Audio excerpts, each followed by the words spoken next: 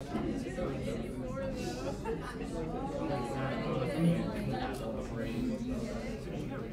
right, so let's get started.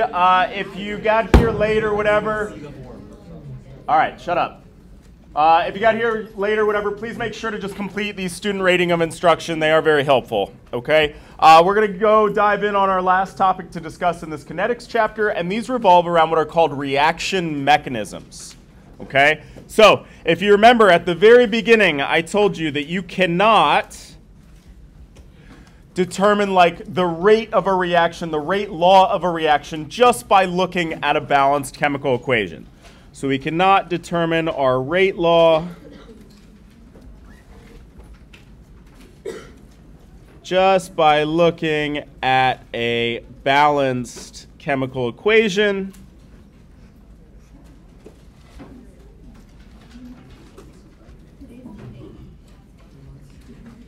Okay? Remember, instead, we had to look at like rate data, and we had to analyze that data in order to figure out what that reaction order was. It wasn't something we got just by looking at a balanced chemical equation. We had to actually get in there and look at some data, analyze some data, get our hands dirty in order to figure out what that rate law was, right? So that was the whole idea. We couldn't get that information just from the balanced chemical equation. We had to look at data, okay?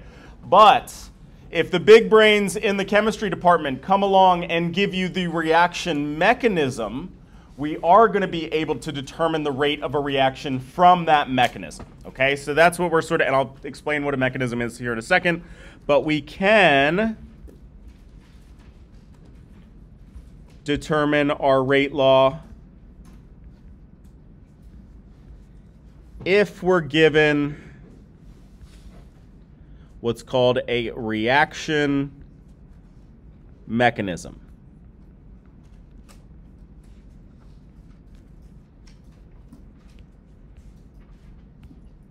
All right, so we learned how to determine our rate law if we were given that data.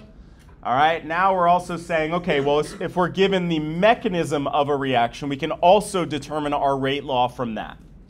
Okay, so what the heck is a reaction mechanism?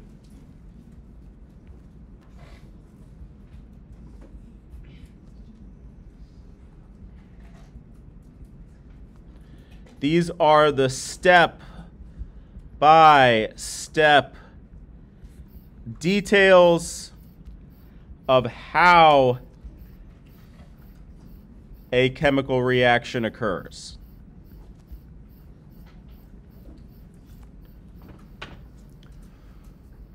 Right? Chemical reactions, we're making bonds, we're breaking bonds. A mechanism is like the exact details about which bonds are being made and which bonds are being broken and in what order.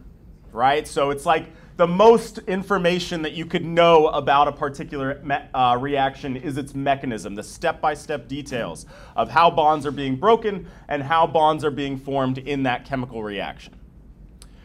Reaction mechanisms are very difficult to get to. Scientists spend a lot of time and energy trying to figure out what the mechanism of a given reaction is, and oftentimes you got to get quite creative. There's not like a one-size-fits-all approach to studying all reactions. Each reaction is a little individual. Anyways, a lot of effort goes into getting these reaction mechanisms. The actual details of how we get a reaction mechanism isn't what we're going to be worried about in this course. All right, I'm going to give you a reaction mechanism, and you're going to trust me. Yep, okay, that's how that goes down.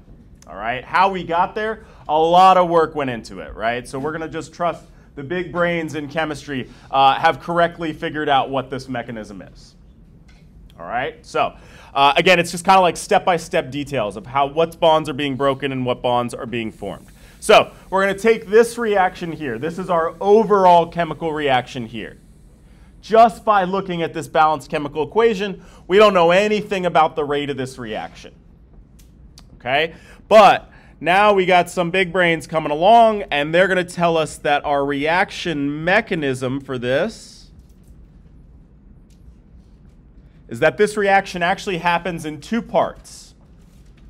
Okay? Our first step,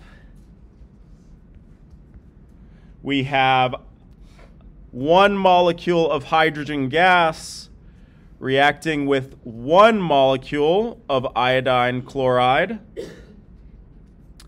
And the products of this first step are hydrogen iodide and hydrogen chloride.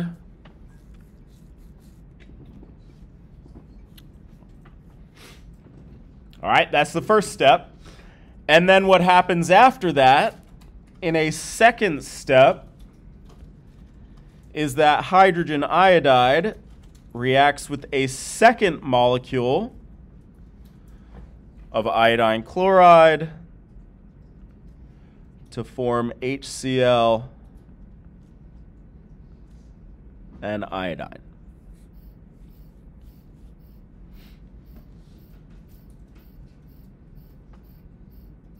Okay, so these are what we call the elementary steps in our mechanism. All right, and so what our mechanism says is that this reaction, this overall reaction here, actually occurs in two parts. Again, first, one molecule of hydrogen gas reacts with just one ICl, right? There's two of them in my balanced chemical equation, but that extra layer of detail is that the first step, only one of them is involved. This gives me these two products, HI and HCl. All right, notice that HI does not appear anywhere in our chemical reaction, in our overall reaction, right? That's because in this second step, HI is reacting with a second molecule of ICl to produce HCl and iodine. All right, so again, you don't know this just by looking at this balanced chemical equation. You got to be told what the mechanism is. And there was a crap ton of work that went into finding this reaction. So you're just going to trust that somebody way smarter than us has successfully figured out what these steps are and the order in which they occur, right? So this is what you would be given in terms of what a reaction mechanism is. Step by step what occurs. All right, the other piece of detail that we'll be given about our reaction mechanism is the relative rates of these reactions. So this first step, we're told, is the slow step. And this second step, we're told, is a fast step. And we'll see why that matters here in a second. Okay, so again, you don't know this mechanism just by looking at this overall reaction. You're told what a mechanism is, right? It's this extra level of information that you're given. All right, so first of all, one thing that's always going to be true about our reaction mechanism, so let's just make a note here, right? Our mechanism steps must sum to our overall reaction.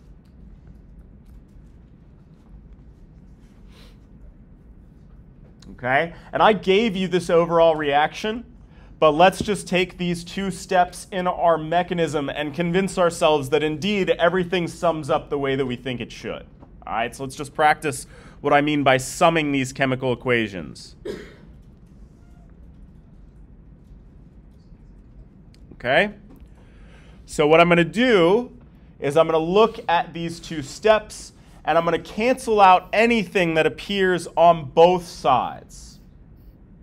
Okay? So, what can I cancel out from my mechanism here?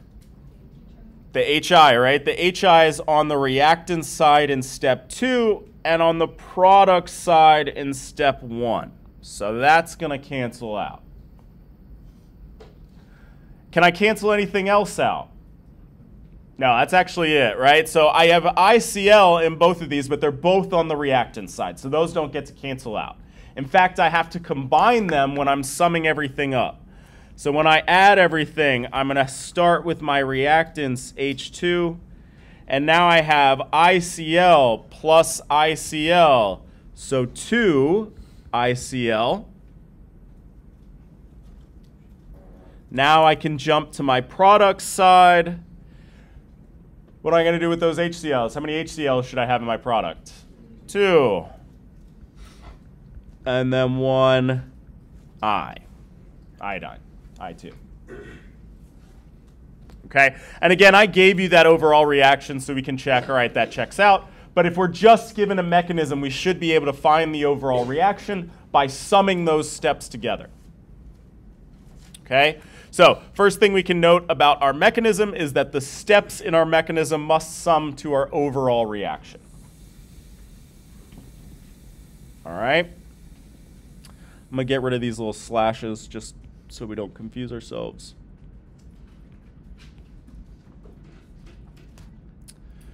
All right?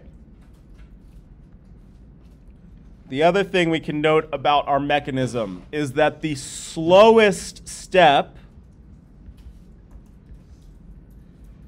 what's called the rate limiting step,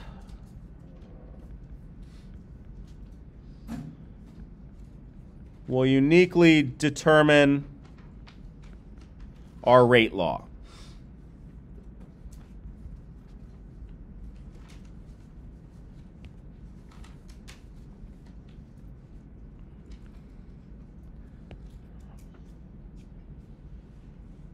Okay, and we don't know how to do that yet, but if we're given a mechanism and we're told what the slowest step in that mechanism is, just by looking at this slow step here, I can get my rate law. I can figure out the order of this rate equation just by looking at this step here.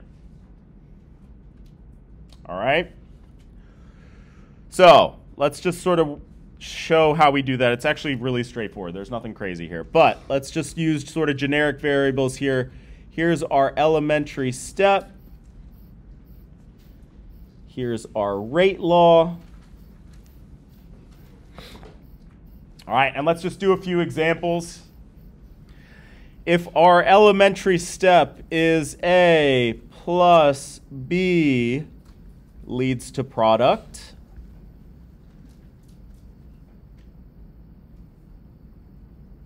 all right, then our rate law is just that rate constant K times the concentration of A times the concentration of B.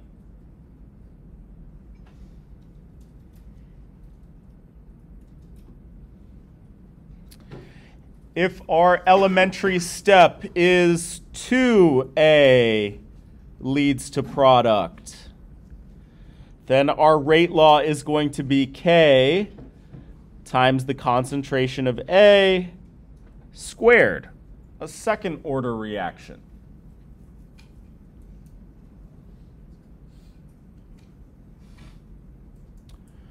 What about if we have 2A plus B? Everybody take a second and see if you can't predict what our rate law should be.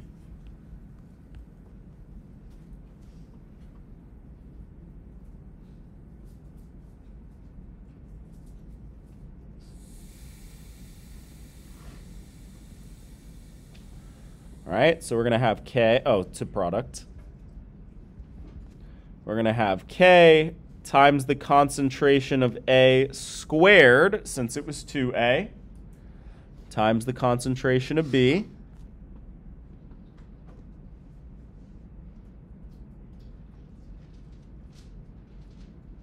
All right, what if it's like 4A plus 2B plus C goes to product? Everybody take a second and see if you can't tell me what my rate law would be.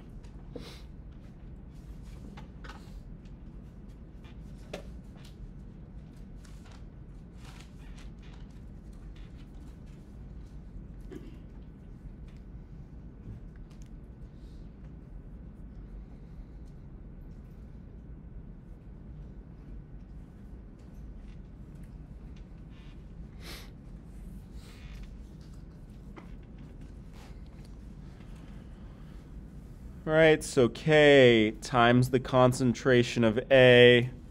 Since it's 4A, that'll be to the fourth, times the concentration of B. Since it's 2B, it's squared times the concentration of C.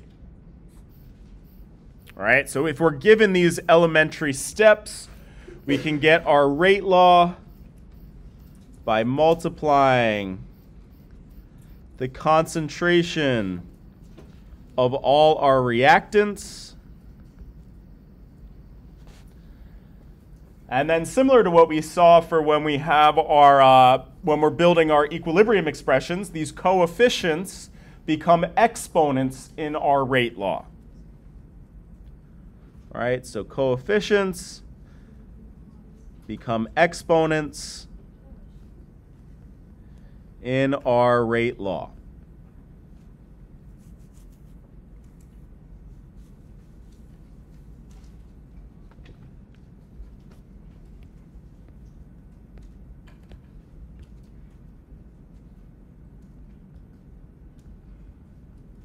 All right, so let's go back to our example here. Everybody take a second and see if you can't give me the rate law. Rate equals what for this reaction here? Given that I gave you this mechanism and I told you what the slow step in this mechanism is.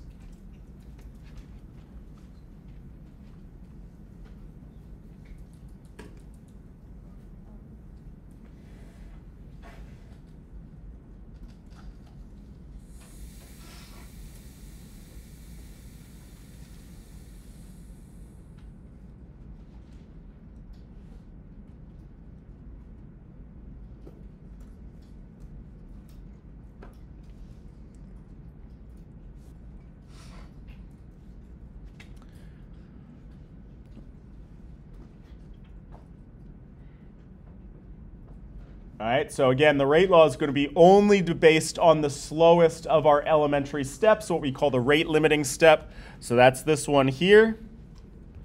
So my rate is equal to K times the concentration of that first reactant times the concentration of that second reactant.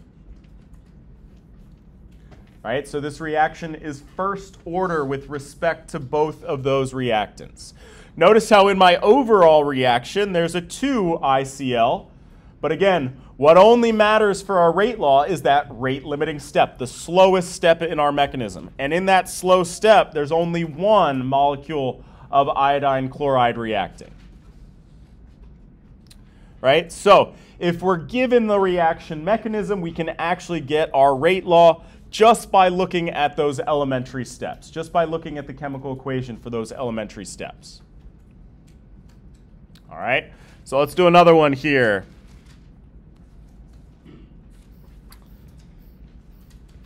I'm going to give you a reaction mechanism.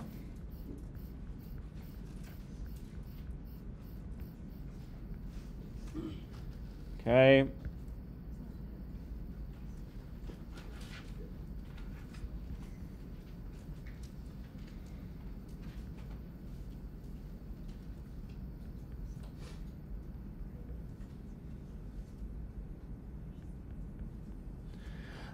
Two molecules of nitrogen dioxide will react to produce nitrogen trioxide and nitrogen monoxide. All right, that's our first step. Our second step is that NO3 reacts with carbon monoxide to produce nitrogen dioxide and carbon dioxide.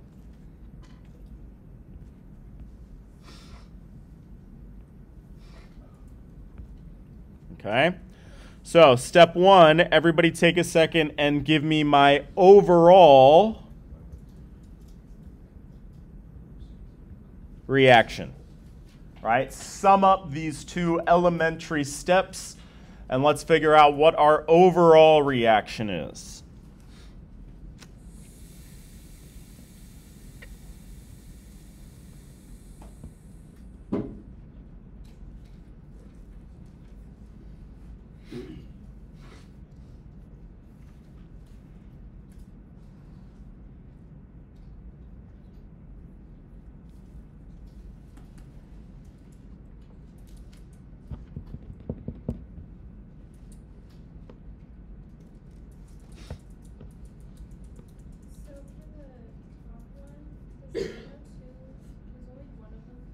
Correct.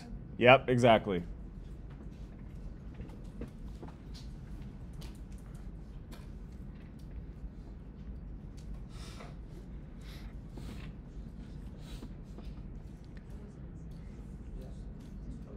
All right, so exactly. We see that we have NO2, two NO2s on our reactant side over here, and only one on our product side over here. So that means that one of those will cancel out. I'll still be left with one of them. What else cancels out? NO3 appears on both sides, right? So that will cancel out. So my overall reaction is NO2 plus CO gives NO and CO2.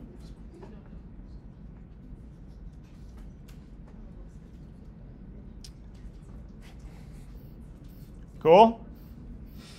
All right, so then again, the next piece of information we can be given about our mechanisms is the relative speed of each of these steps. So I'm going to tell you that this is the slow step, and this is the fast step. And you're going to go ahead and give me our rate law for this reaction here, given the mechanism.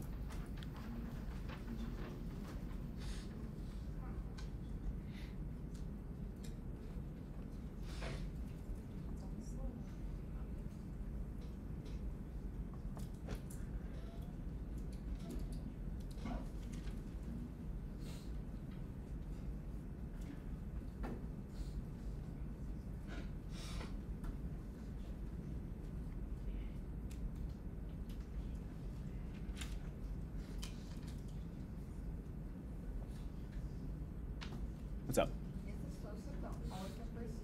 No. We're going to get to that here. It's easiest when it's the first step. We'll complicate things here in a second. All right. So since I'm wanting to figure out my rate law, I'm going to look only at that rate limiting step. Right? In that rate limiting step, there's two molecules of nitrogen dioxide reacting.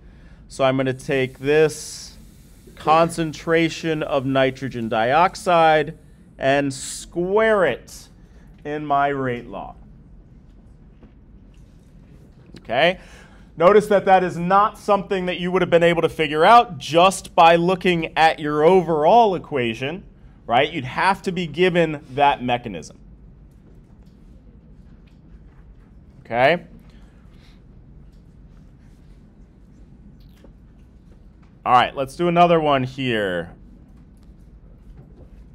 Again, I'm going to give you a reaction that we're going to practice summing these up. So I'm going to give you a reaction mechanism.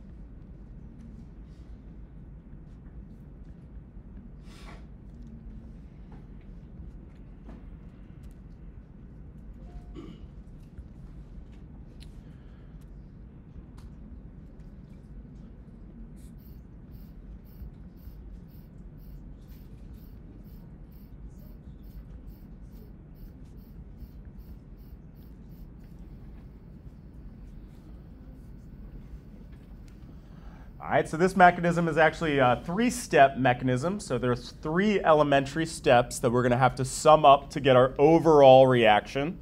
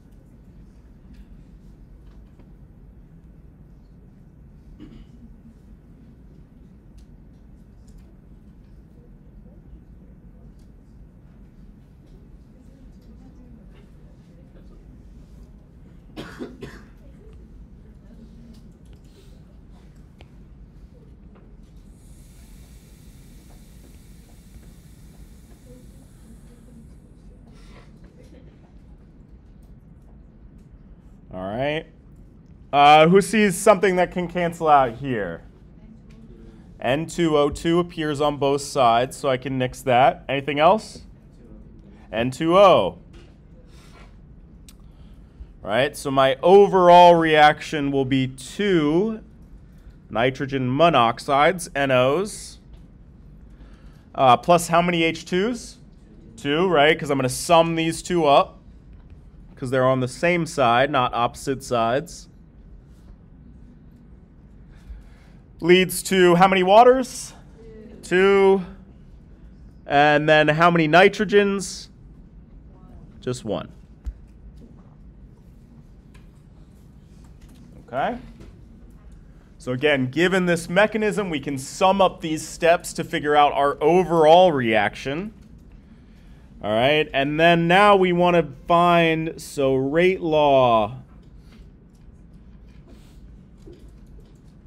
from our reaction mechanism.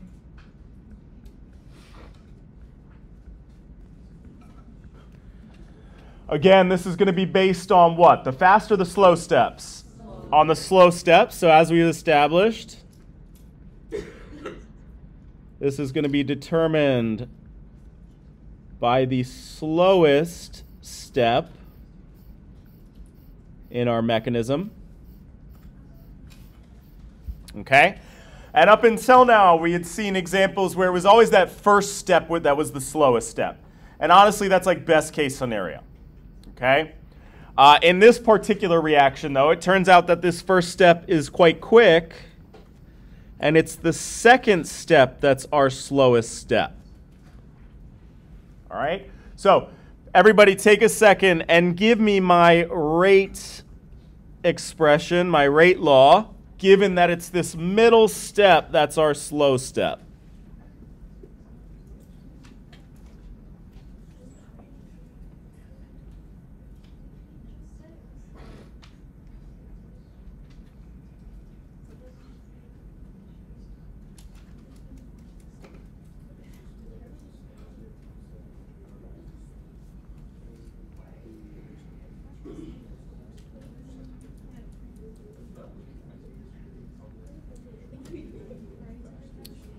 All right, so based on this mechanism here and the fact that this is our slow step, the rate is equal to K times the concentration of H2 times the concentration of N2O2.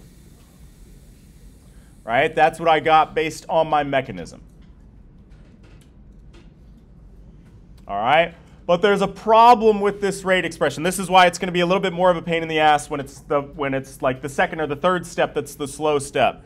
Is we got a rule for our rate law here.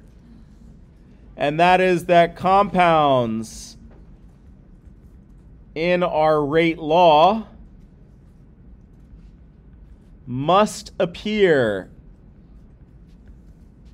in our overall reaction.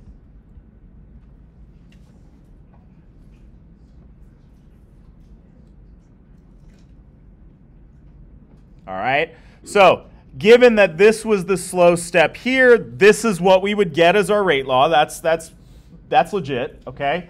The problem is this thing right here, this N2O2. Right? This appears in my rate law, but that compound does not appear anywhere in my overall reaction. So I'm not allowed to have that be a term in my rate law. Okay, so how are we going to go about fixing this here? How are we going to get this N2O2 out of our rate expression here? Okay?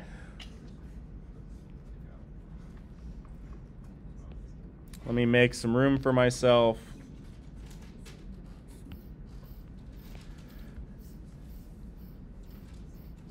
All right, so now we want to replace that N2O2. So to replace compound in our rate law, we're going to look at the previous fast step.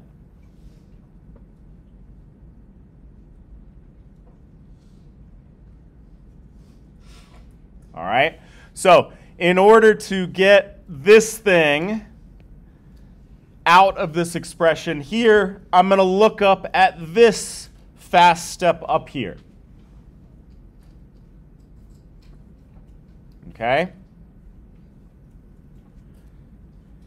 And we're going to assume that fast steps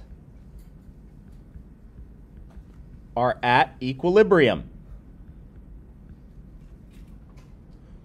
Right? That first step occurs so quickly that it can reach equilibrium. It can establish an equilibrium before that second step has a chance to occur. All right? So for this first step here, all right, well, I guess real quick, we're going to go ahead and say that our second step happens with this rate constant K2. All right, and now our first step, let me get rid of these little markings here so we're not confusing ourselves. And for this fast step, I'm going to assume that it's at equilibrium. Okay? And remember what it means to be at equilibrium. That means that the rate of the forward reaction is equal to the rate of the reverse reaction.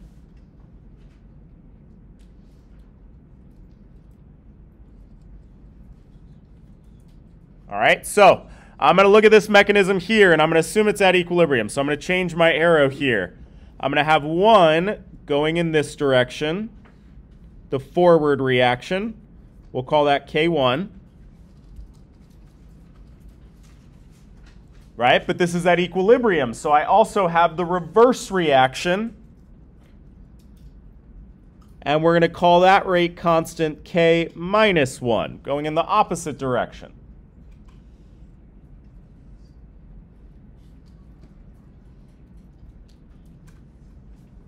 Okay?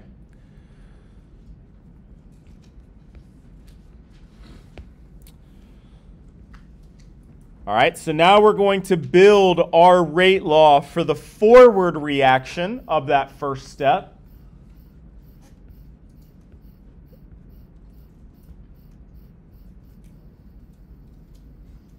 All right, so everybody take a second and build the rate expression for our forward reaction.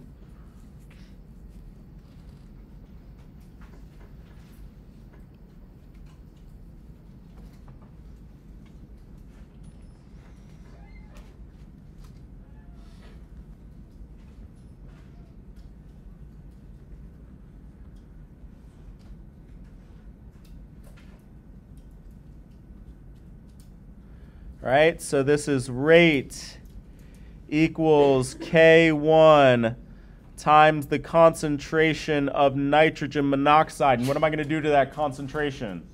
Square it, because there's a 2 in my elementary step. Right, so for that forward reaction, it's that rate constant times the concentration of NO squared. But now let's do the same thing, but for the reverse reaction.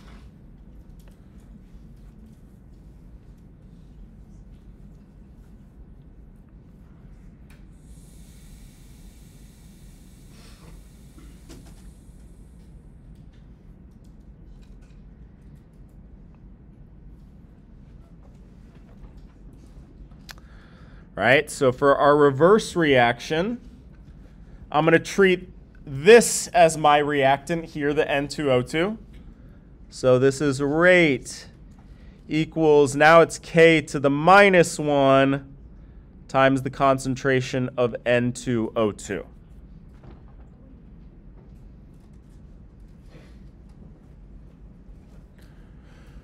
Right, so from my elementary step, I get the rate law for the forward reaction, but also the rate law for the reverse reaction, because it's a fast step. So I'm going to assume it's at equilibrium, right? It goes quickly, so it's had time to reach equilibrium before that slow step occurs. And again, because we're at equilibrium, I can say that the rate of the forward reaction is equal to the rate of the reverse reaction for that fast step.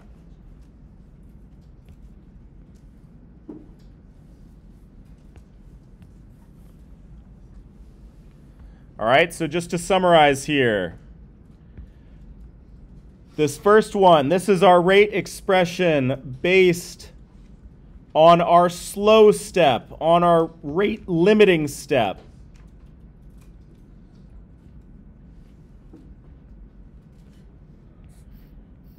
All right, but it's got this N2O2 business in here, and I can't have that be in my rate expression.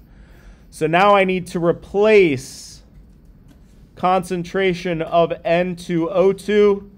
So we're going to look at the previous fast step.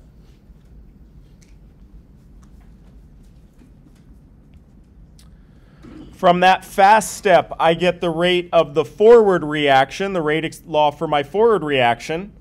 But again, because it's fast, we're going to say that it's at equilibrium with the reverse reaction as well. So now I can set these two equal to one another.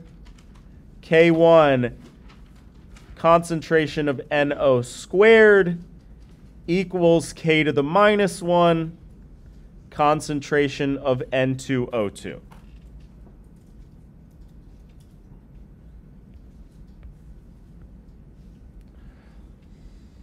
Right? The left-hand side is the rate of the forward reaction. The right-hand side is the rate of the reverse reaction.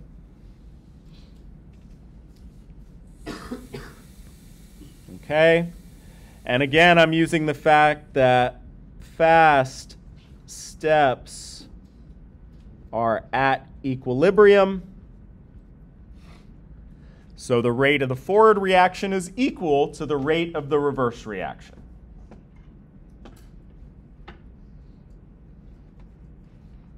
Okay? So why? What the heck is going on? Like, what am I doing here? Right? What's my motivation here? Remember, I'm trying to replace this thing right here in my rate law. That N2O2. I can't have that in there. Right? So now I'm going to take this here, and I'm going to rearrange it to solve for this, because then I can turn around and plug that back in here. All right, so let's take a second and do some algebra, and we're going to solve for this thing here. How am I going to get that all by itself? What do I got to do? Divide both sides by that k to the negative 1, exactly.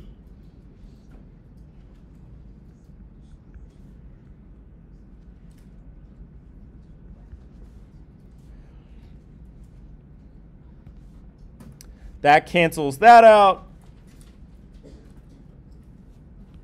Let me just kind of keep my work here. All right, so what I'm left with is that my concentration of N2O2 is going to be equal to K1 divided by K to the negative 1 times that concentration of nitrogen monoxide squared. And now I can turn around and plug this back into this expression here. Right? I can get rid of that N2O2 that I don't want in my rate law.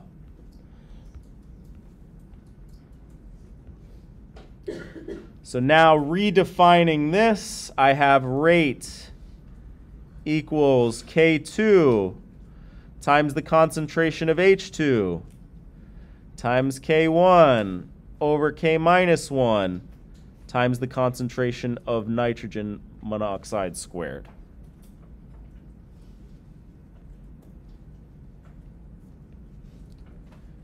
Right, so plug back into slow step rate law.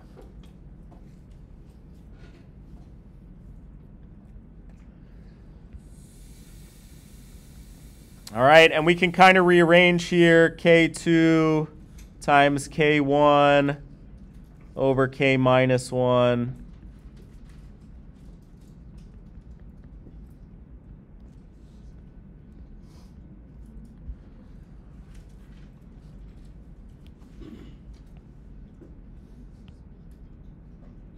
All right, and then is this a legitimate rate law right here? Do both of those appear in my overall chemical equation here? Right? NOH2, boom, right? So what we did was we used this first step, and assuming it's at equilibrium, we used that to replace this part right here. We can't have that in our final rate law because it doesn't appear in our overall equation. All right? And since K2 times K1 divided by K minus 1 is a constant times a constant divided by another constant, we're just going to lump these together into what we call K. Right? Constant times a constant divided by a constant is a constant. So our rate law for this mechanism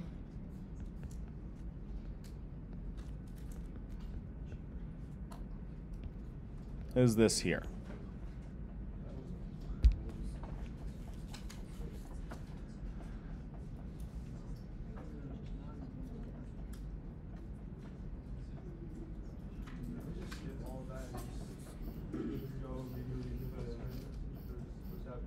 You wouldn't have been able to see that this is NO, that it's second order with respect to the nitrogen monoxide without going through that process. There would have been no way to kind of arrive at this rate law. Just like if you look at the overall rate expression, I guess here, like if you look at this overall rate expression, you would have gotten it wrong, right? Because this is 2H2, not just first order, right? So you really do have to go through that process if the slow step is in the middle of your mechanism. All right, so the bottom line is when your slow step is the first step, pretty straightforward, right? You're going to just figure you can get your overall reaction and your rate expression pretty easily. If your slow step is buried in your mechanism, you're going to have to turn to that fast step in order to replace, in this case, this thing here because it doesn't appear in your overall chemical equation.